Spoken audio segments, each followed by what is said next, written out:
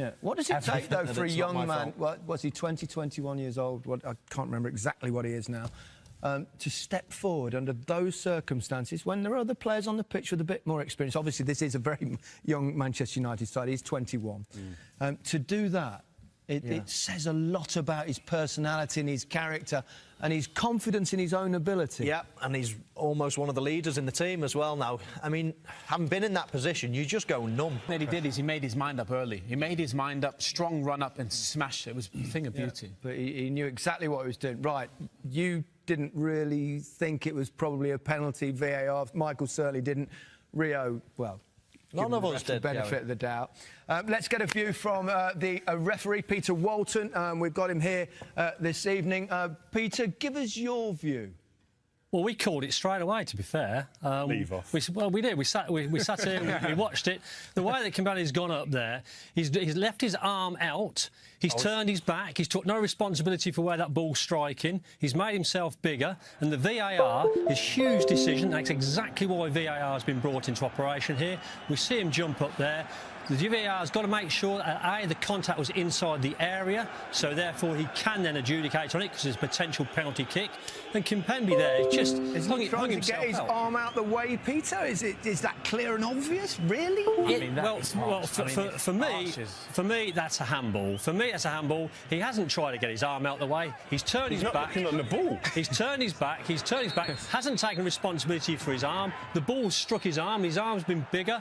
It's a penalty kick. The way that you guys are seeing this as referees and people on the panel with the VAR, it's almost like if you're blocking a shot and coming out as a defender, you have to have your hands behind your back to make it certain it's not going to be a penalty. I don't understand that. Which player can come out and have balance with their hands behind their back or right immediately down by their side? You need, when you stand like this. Yeah. You don't stand like this. It's more natural to stand like that. Yeah. This isn't natural. Your natural position's like this. Yeah. When you jump, his hands aren't up here, his hands are here.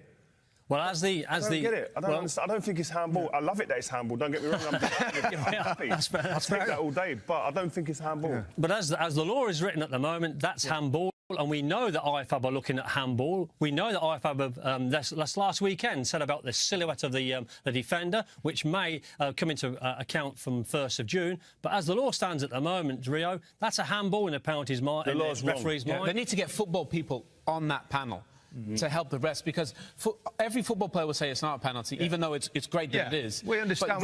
We understand why it's been given because as a penalty. it is. Yeah, but maybe the law's written wrong because it's hard for players. Rio's right. What do you do in that situation? Where do you go with your arms? As soon as it went to VAR, you knew it was going to get given as a penalty. I have argued for many years, just so that we get consistency, that if the ball hits your arm, it's a foul. So therefore, it's up to defenders to get their hands out of the way. Therefore, it takes all that away. Yeah, but you say that, yeah? Say you're running at me, but you say you're running at me, right? Yeah. And you're 4 yards away from me, and I've got to come out to you, and I've got to do that. Yeah. You are now in pole position as the attacker to kick the ball past me, and you know what it is. At least you know what it is. Yeah, but you can't just hand the whole advantage to the attacking players. Why not? Because it's not fair.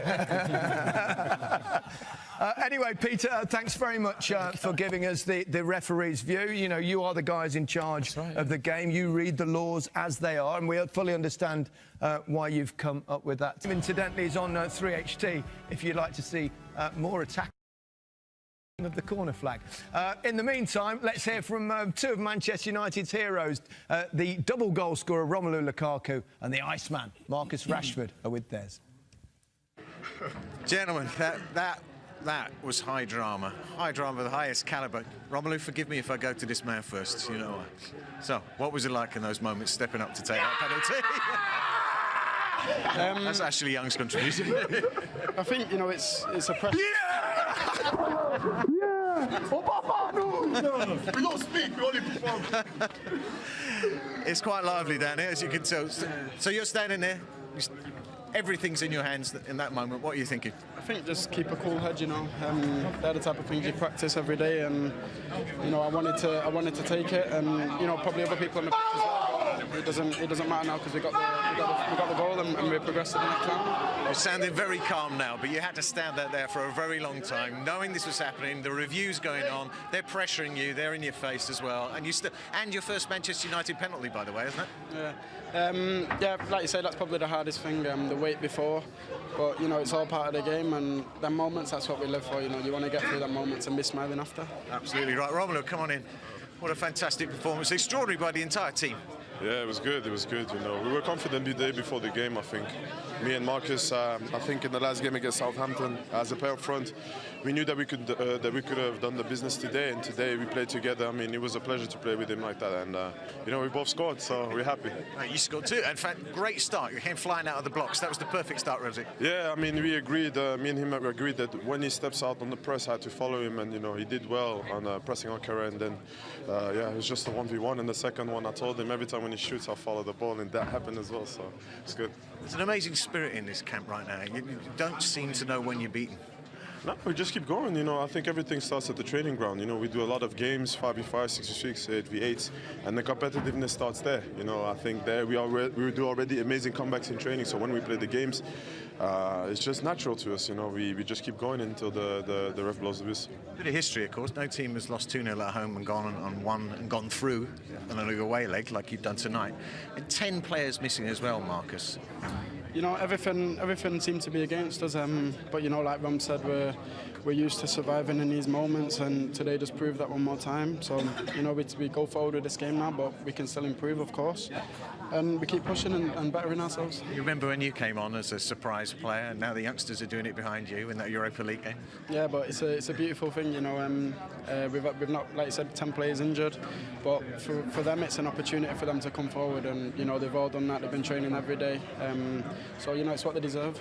You're lovely and quiet spoken here. It's absolute bedlam in your dressing room there. Congratulations, Ben. Go and enjoy yourselves. Thank you. Well, if they can't enjoy tonight, they'll never enjoy anything. A win against all the odds. Have you calmed down, Rio? Oh, man, listen. Do you know what I love about this at the moment is just the harmony within the group of players. There's players that are injured.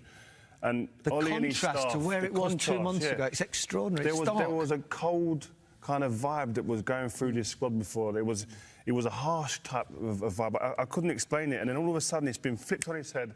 And it's not just Ollie, it's his staff as well that have created that environment for these players to now sit in and believe now that they can do stuff together. And you can see we were crying out beforehand, we were sat in these same 3 chairs ages ago about creating partnerships over the pitch, creating partnerships within the team. Now we're seeing it. Lukaku now talking glowingly about his partner up front. And you can see that with McTominay in the midfield there today. But you can also see it with the likes of Lindelof and Smalling today. These are players that look like strangers a couple of months ago. Now we're looking like teammates again, which is, I love it. It's a fantastic story. I remember going to, with all of you, doing Manchester United games, and you'd go there without any hope or expectation and expecting dour performances. I was depressed walking into Old Trafford. Going in, and we're sitting in the Winnebago, all of us, look, what are we going to talk about today, other than negative stuff? Where now, it's positivity just flying out. Has restored the joy to Manchester United Football Club. He certainly has. The players just look as if they're totally different players. We all knew that they were exceptionally talented, lots of them, and they're starting to prove it. I was bowled over, really, there by the reaction of Rashford. Still cool, calm. Everyone else really excited. And don't get me wrong, he'll be excited inside, but he just strikes me as someone... This is normal. This is natural. I was supposed to take the penalty. I'm made to take the penalty. I'm made to be cool under pressure. Big game temperament. Yeah, and even still afterwards, not getting carried away. I think he's here to stay as a proper top-class player. I just think before the game, aside with Ole Gunnar in his press conference, when he said, we got a chance, we believe in ourselves, there's confidence in this group. Mountains are there to be climbed. With 10 injuries, to even say that in the press conferences, it just shows the positivity that this group of players have. And they performed. Every time they step on the pitch, they believe in the message they get from the manager, and the transformation is truly staggering. But I think everybody deserves it. All the United fans deserve it as well. For those that came in a little bit late, you wouldn't have had to been that late to have missed the first goal, that's for sure. Let's remind ourselves of how Manchester United initially got themselves back into the game. A bit of a mistake, really, wasn't it, from Carrera? Good pressing from Rashford. 2 minutes in, I mean, disaster start for PSG. Poor ball, but credit Lukaku, stays on his feet. Brilliant start for Manchester United. Just the ball really from Kerr just doesn't exist. But look, we said before the game, United are going to come in here, set up, play on the counter-attack, not have much possession. But this mistake from Kerr early on, it's just blind pass. Careless, really careless. But credit Lukaku, stays on his feet. Brilliant start to the game. Yeah, I mean, he does everything right. It's almost, he was forced into going around the goalkeeper in the end. But, you know, the press there from Rashford, then backing him up as a pair, hunting in packs, you know, it was good to see. But PSG came back and scored pretty quickly after that. A bit of a burst from Mbappe. We saw the burst from him throughout the game. So, a bit hit and miss, wasn't he, in many ways?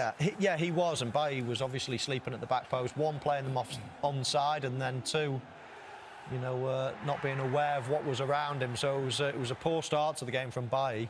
And that was capitalised on. And really, I was impressed with PSG. As soon as they went behind, straight away they controlled the game, got back in it in terms of 1-1. And then I thought they took control. Possession-wise, they were, you know, they're going to be looking at Manchester themselves United. again, though, aren't they? People are going to say, listen, they've choked again. That's what they'll say in the Champions League. Last 16 again, 4 years running. We've given Mbappe the plaudits, and rightly so, over the last few months. He's been phenomenal. He's going to be a superstar, no doubts. But today, he had chances today to win this game. He had a 1v1 with the goalkeeper, got his lines, fluffed his lines, and listen, he's going to have his other days, but today he'll be someone I think who won't sleep as well as he has done in the last few games. OK, Manchester United got the lead back again. Marcus Rashford hit one. Yeah, and listen, the way these balls move nowadays, I was at a training ground a little while ago, last week it was, and I saw him hitting these balls from around these distance, dead balls, and he does make the ball move wonderfully, and then it makes it almost impossible for any goalkeeper on the planet to make a clean save. Buffon just tries to get his body behind the ball and the ball pops out. And that one thing you can say you never doubt about Lukaku is his instincts to get in positions to score goals. Jinxed as well in this competition. But I think there's only a handful of players in a team that can hit a ball like that where it dips and moves all over the place. Rashford knew he probably wouldn't score off the first one. But you're right, credit Lukaku.